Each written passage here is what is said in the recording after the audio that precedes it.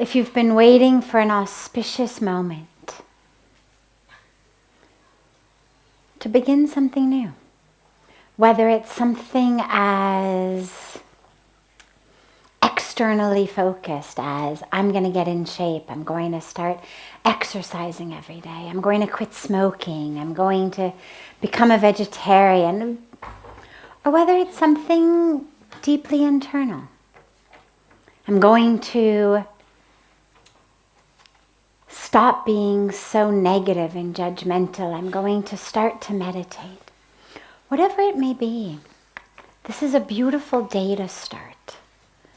Every day is a beautiful day to start, but our minds, we love symbols, we love excuses. So I'm going to start on Monday. I will start on my birthday.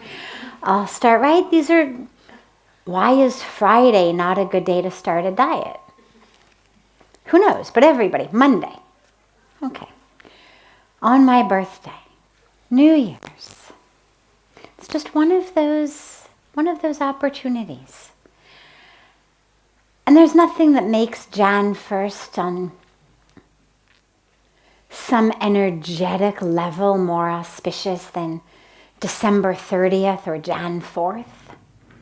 But since our minds are so geared toward the calendar year, and also since our minds are so stuck in our habits and ways of being, we need all the extra energy we can get.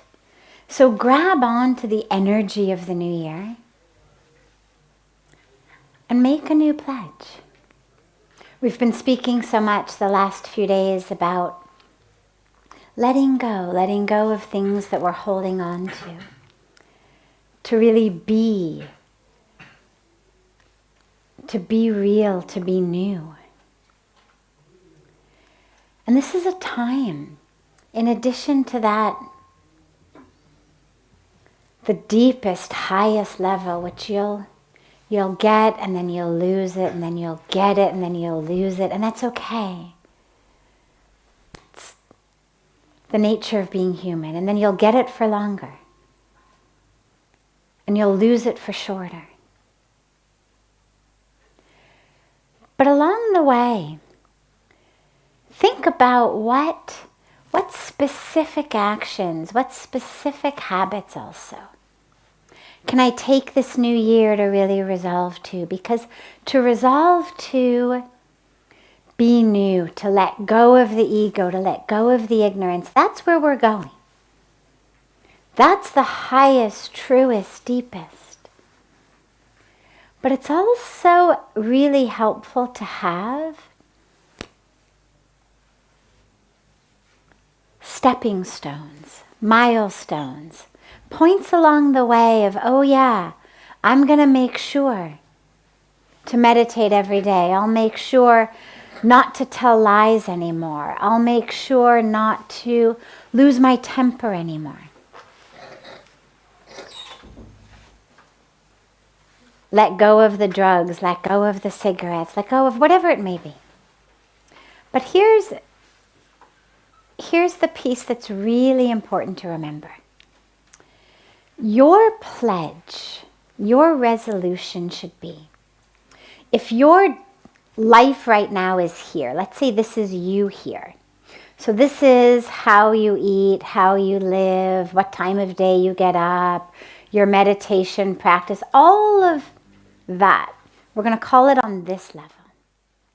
A lot of us, when we resolve way up here. So today, I roll out of bed at about 10 o'clock in the morning.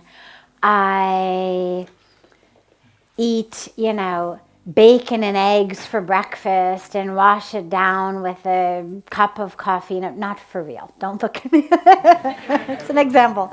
Wash it down with a, cup of black coffee, and then I go out and I roll into my job where I basically cheat people for a living, exploit people for a living.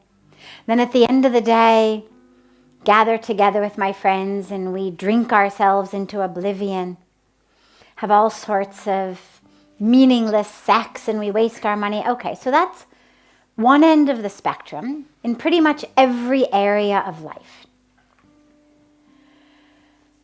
And if we then say you are that person, and then you're inspired to change, and so we say, okay, from tomorrow, from today, it's New Year's, I'm going to get up every day at 4 a.m. I'm going to meditate.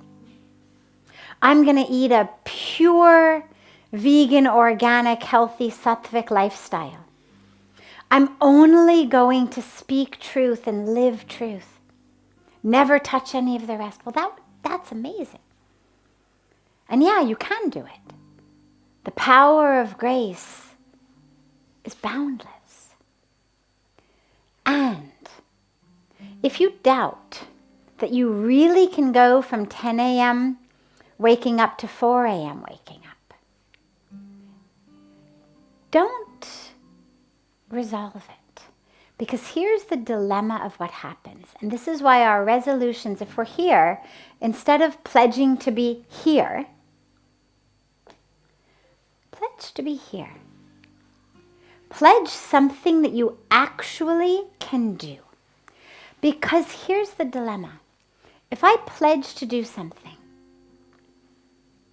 and I can't, I don't rather, not only am I missing out on doing whatever it is I've resolved to do, but even much more damaging, I develop an identity of someone who doesn't do what they resolve to do. That becomes my identity. So if I decide no more sweets, forget it, over. No more sugar, finished. And then maybe I'm used to having 10 Cokes a day. And maybe I only have one. But nonetheless, there it is. It's sugar. It's against what I've resolved. Or maybe I'm used to eating a whole cake and I actually only had a little taste of the frosting. Again, much better than where I was. But still not what I had resolved to. And then the problem is my mind, instead of being strong that yes, I'm making big changes, says, oh, yeah, I didn't stick to it anyway. I'm just like that.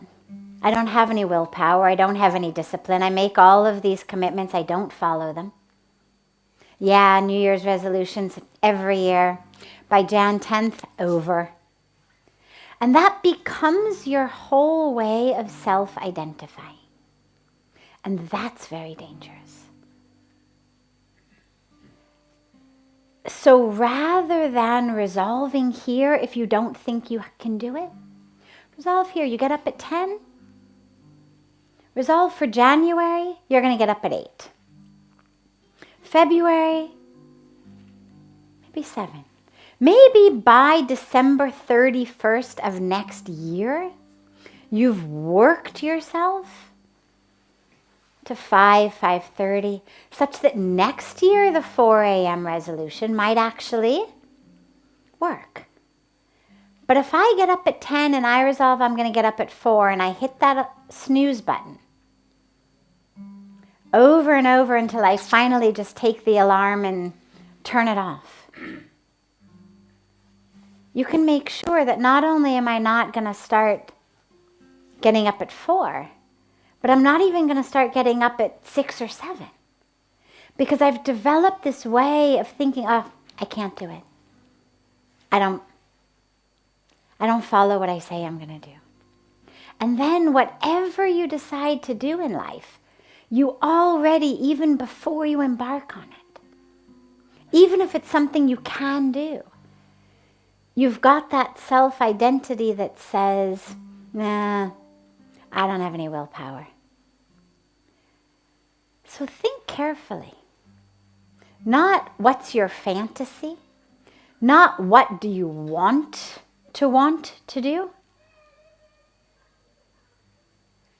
Because that's the other way to fail at our resolutions. If it's not really something I want, it's not going to stick. I may get up at 4 once for you, because you want me to. But after 3 or 4 days, it's not going to stick. I'm going to decide, she'll love me anyway. It's all right, he knows me. Don't worry, not a problem. I'll figure out some other way to make it up to you. I'll bake you cookies or something. I'll do something other than getting up at 4, which was what you wanted me to do. So it has to be something we want to do. So figure out, what is it? What's the extent of where your want is right now?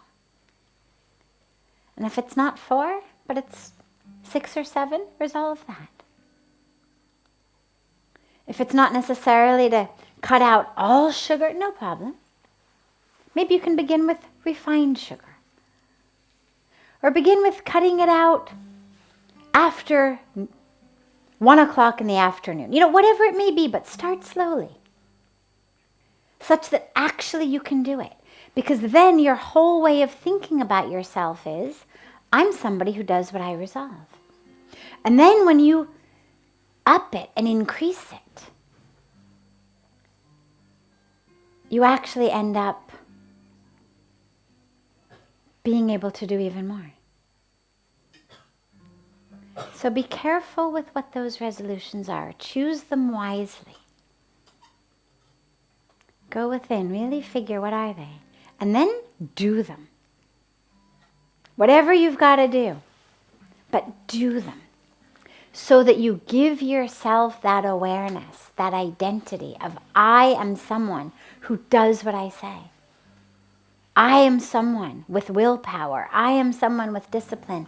I am someone with strength. Because that's the most important thing.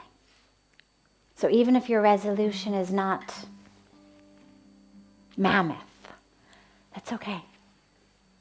Start somewhere. Choose something and do it. And then February 1st is a very auspicious day also. You can resolve something else. March 1st, very auspicious. Resolve something else. Somewhere along the way your birthday is going to come. Resolve something else.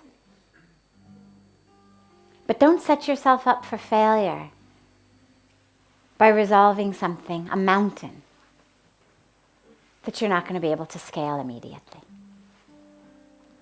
Because then you just feel guilty.